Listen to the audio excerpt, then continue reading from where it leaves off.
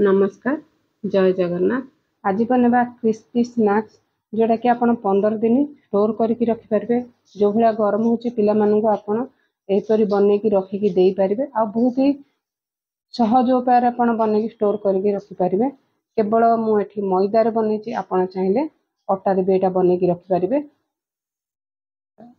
आपण मानकु बहुत बहुत स्वागत करछि देसी फूड कोर्ट ओडिशा को। चलतु रेसिपी स्टार्ट करवा। तो मुझे नहीं गोटे गिना मैदा। तो आपड़ चाहिए यहाँ अटारे भी बनई पारे, तो अधा अटा अधा मैदा नहीं भी बनई पारे। तो मुझे गोटे गिना नहीं आपड़ जी बनबे से हिसाब से मैदा अटा मिक्स नहीं पारे, तो खाली अटा नहीं पारे, खाली मो भाया मैदा भी नहीं बनई पारे। तो ये अधा चामच मु लुण देती, तो गोटे चामच जुआणी की हाथ टे घसिकी पकेले तार स्मेलटा भलसे बाहर। आपड़ चाहिए कला जीरा भी दे पारे। ये गोलमरीच गुंड मुझे गोटे बड़ चामच देती, जेहेतु मैदार होती तो यहाँ डाइजेस्ट हम भल मैंने खाइला बेले भल टेस्ट लगे। चाहिए ये कस्तूरी मेथी की टिके भी दे पारे। ये 2 चामच मु रिफाइन तेल देती, आप चाहिए घी को भी टिके गरम करके पारे, भल खास्ता हम। तो तेल ऐड कलापर आपण भलसे मैदा सहित तेल को एमती घसी घसी मिसेबे, जहाद्वारा कि आपण जेकोसी जिनस बनइबे बहुत क्रिस्पी बनिबो।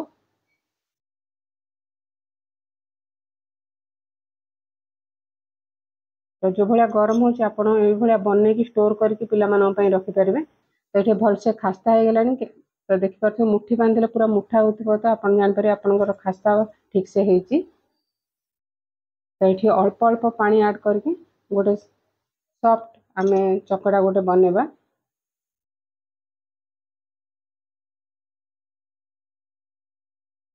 तो देखिए बहुत टाण नहीं कि बहुत नरम नहीं।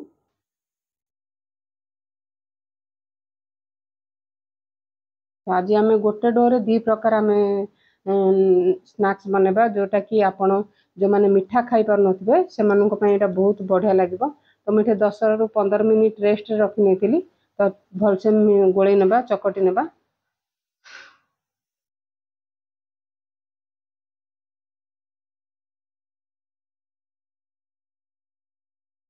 तो बेली पारिबा सुविधा मुझे 3टा गुड़ा कर नहीं।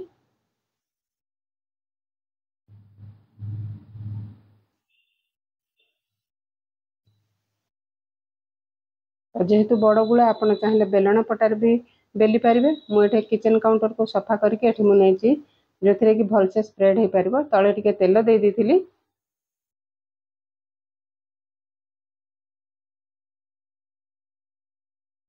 जदि आप मैदा देकी बेलिबे तो तेल भल माने तो मैदा डस्टा तेल भासब, तो आप एमती तेल देकी बेली नियंतु। तो आम जो यहाँ बेलवा बेसी पतला नहीं कि बेसी मोटा नहीं, से टाइप आम बेलवा।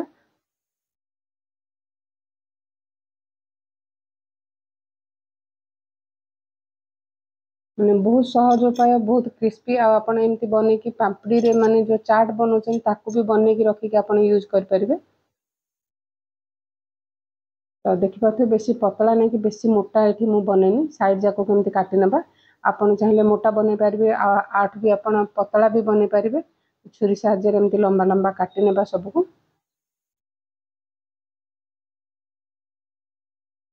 तो मुझे छोट साइज बनई, आप चाहिए पतला पतला करी लंबा साइज रे भी बनई पारे।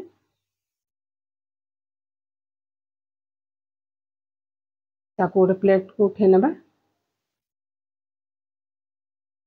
तो आपड़ चाहिए टोटाल लुहा खड़िका देहरे आप एमती उठेकी भी तेल रे पकई पारे। तो थाली रे उठेदेले सुविधा हम। ये देखिए तेल आप जो भी बनइबे बहुत तेल को गरम करेंगे। देखिए अल्प अल्प बबल्स उठुची।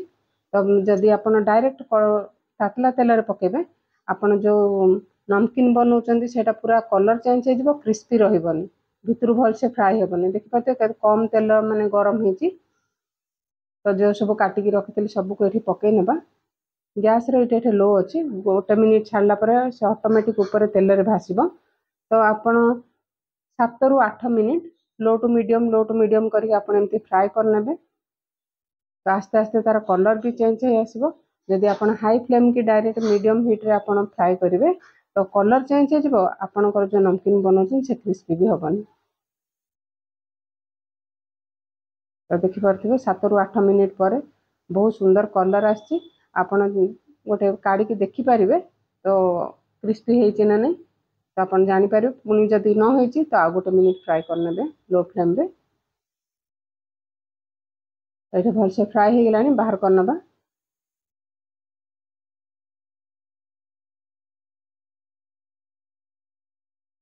तो आपन एमती अधिका बन की भी स्टोर करके रखिपारे। तो मु 2टा गुड़ा एमती बनई आउ गोटे आप देखिपारे आप निमकी भी बनई पारे। जो चाट रे बनाया पापड़ी बनाऊँ मुझे बनैबी।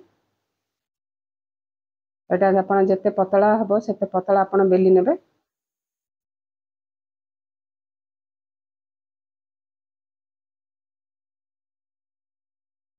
तो आज रेसिपी आपमती लगे निश्चिंत कमेंट बॉक्स में कमेंट करेंगे। जदि वीडियो भल लगे तो लाइक शेयर सब्सक्राइब करने जमार भूलें। तो देखिए केते पतला मुझे बेली। तो ये टे ऊपर आम तेल देदेबा।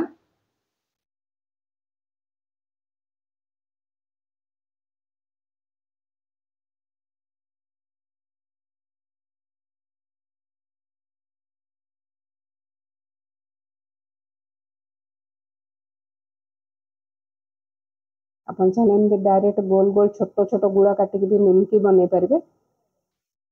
तो ये ऊपर किसी मु मैदा पकाउछि जोटा कि आप लेयरिंग आसीबो।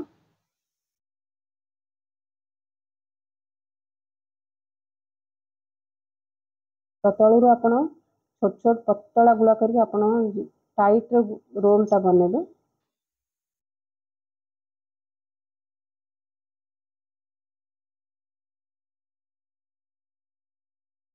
जोटा कि आम जिते छोट छोट पीस करेंगे आम काटिया सुविधा हम भीतर लेयर भी खोलबनी। तो हल्का हाथ में स्प्रेड करदे जमी टाइट रोलटा बनब आ लंबा भी हो पार।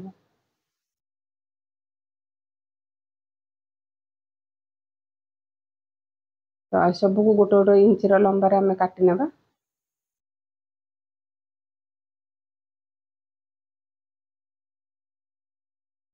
तो बजार किनिया अपेक्षा आप एमती बनई स्टोर करके रखिपारे जिते इच्छा से आप खाईपारे।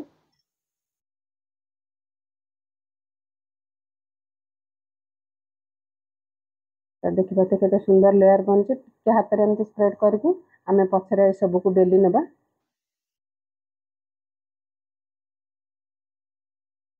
सबको ये बनई नहीं।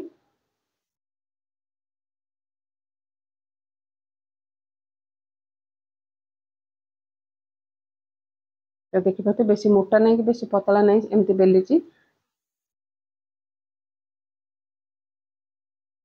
तो सबको भलसे बेली नेबा। कारण एमती बेलिकी आप निमकी भी सेप दे पारे। तो दी साइड टे हल्का प्रेस करनबा जमी फिटबनी जेहेतु मुझे निमकी बनाऊनी तो आप चाहिए एमती बनई पारे। ये फिटे नौ।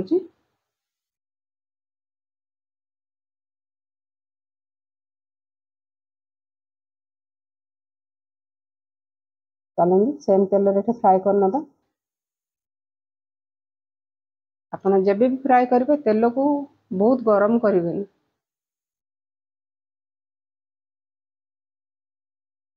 मु किसी को लंबा आकार जमी फेणी कर टाइप भी मुझे बेली नहीं।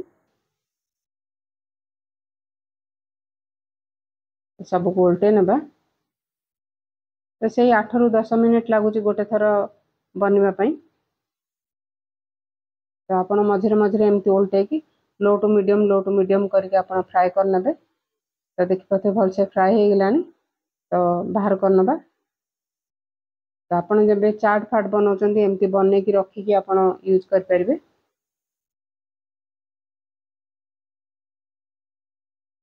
तो देखिए गोटे गिनार केते सारा बनी आ बहुत ही क्रिस्पी और बहुत ही टेस्टी बनी थिला। तो रेसिपीटा निश्चिंत ट्राए करूँ। आ भल लगे लाइक शेयर सब्सक्राइब करने को जमार भूलें।